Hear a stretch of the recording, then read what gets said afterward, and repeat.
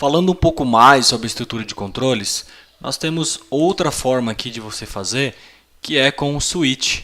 O switch ele é uma declaração de seleção onde você executa apenas uma condição que é verdadeira dentro de uma lista de possíveis candidatos.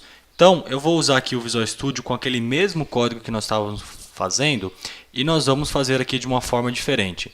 Então, o que nós fizemos aqui basicamente foi pegar o saldo de conta, debitar, e se o saldo for maior do que zero, a gente informa que ele está maior do que zero, né, que ainda resta saldo na sua conta.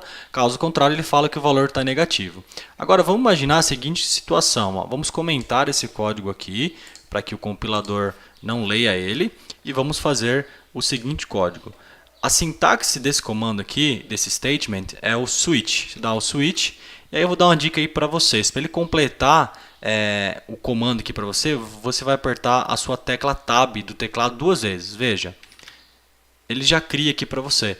A mesma coisa para o if. Se você apertar o if e apertar a tecla Tab duas vezes, ó, veja que ele já faz aqui, já cria já para você a estrutura de controle. Então, no caso, vamos olhar aqui o switch. O switch ele é mais ou menos assim. Ó.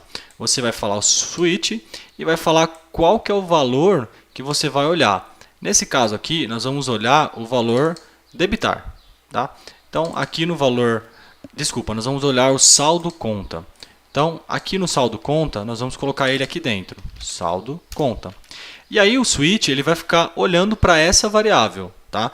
E aí, aqui dentro, você pode colocar alguns casos. Então, você vai escrever aqui dentro, case. E o case ele é mais ou menos assim. Caso alguma coisa, faça. Então, como é saldo de conta, ele é um valor que ele é um double. Né? Então, caso o saldo da conta ainda fique 50, eu quero executar o que está aqui dentro e quero parar. Então, ele vai executar aqui dentro. Ó. Executa aqui dentro. Se esse valor for verdadeiro. E aí, você pode fazer isso diversas vezes. Ó. Vamos fazer o seguinte. Vou colocar três condições aqui. Duas condições. E aqui embaixo, veja que tem o default. O default é o seguinte. Ó. Vamos lá. Saldo conta, ele vai olhar. Se restou 50, ele vai executar esse cara aqui. Se restou aqui, vamos supor, 10, ele vai executar o que está aqui dentro.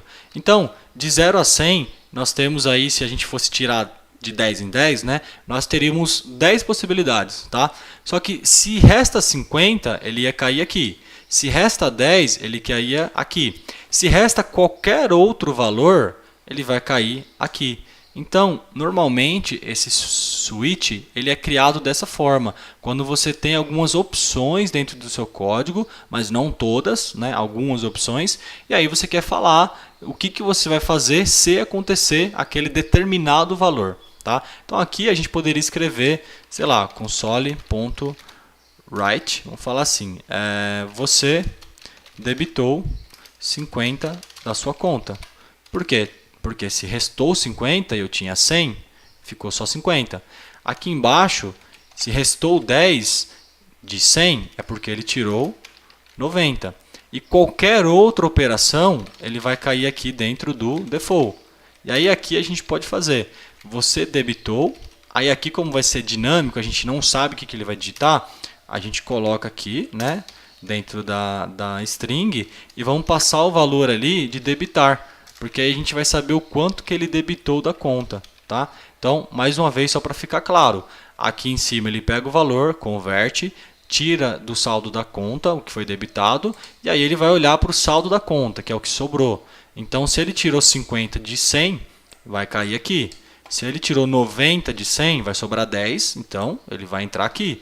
Se ele debitou qualquer outra coisa, a gente vai cair aqui, sempre nessa última opção, que é o default. Então, vamos dar um start aqui e vamos ver o que o compilador vai fazer.